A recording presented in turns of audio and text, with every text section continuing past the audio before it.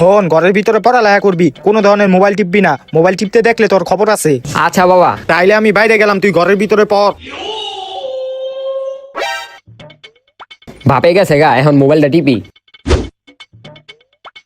ওই বেটা মার মার মার, আর সামনে গেছে বেটা মাইরালা, আরে ফুল ড্যামেজ বেটা, মার মার, আরে ওরে মার বেটা। কিরে কি রাউজ হইতাছে? আরে মার না, আরে সামনে তো পিলারটা আছে বেটা, মার। এই যে পিছে আছে। হ হ। তুই পড়ালেখা না করে যায় মোবাইল টিপতাছ, মোবাইল দে ভালো করে পড়। আবার যদি দে তোর মোবাইল টিপতে, তোর খবর আছে। তুমি মোবাইল লয়ে গেছো তো কি হইছে? আমার কাছে আরেকটা মোবাইল আছে। না এমনি মোবাইল টিপলে হইব না, বাপে তো বুঝে যাবো গা, কিছু একটা করতে হইব। আইডিয়া। বাংলাদেশের জাতীয় মাছের নাম হলো পাঙ্কাশ, বাংলাদেশের জাতীয় পশুর নাম হলো কুত্তা।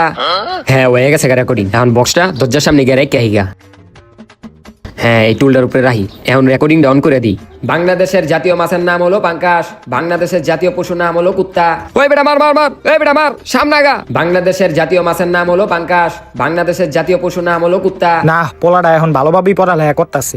বাংলাদেশের জাতীয় মাছের নাম হলো পাঙ্কাশ, বাংলাদেশের জাতীয় পশুর নাম হলো কুত্তা। বাংলাদেশের জাতীয় মাছের নাম হলো পাঙ্কাশ, বাংলাদেশের জাতীয় পশুর নাম হলো কুত্তা। কি রে ও এক লাইন বারবার পড়তাছে কি লিখা? বাংলাদেশের জাতীয় মাছের নাম হলো পাঙ্কাশ, বাংলাদেশের জাতীয় পশুর নাম হলো কুত্তা। বাংলাদেশের জাতীয় মাছের নাম হলো পাঙ্কাশ। ওই বেটা মার মার মার, আরে বেটা মাই ডালা বেটা। কি রে তুই ঘরের ভিতরে মোবাইল টিপতাছ?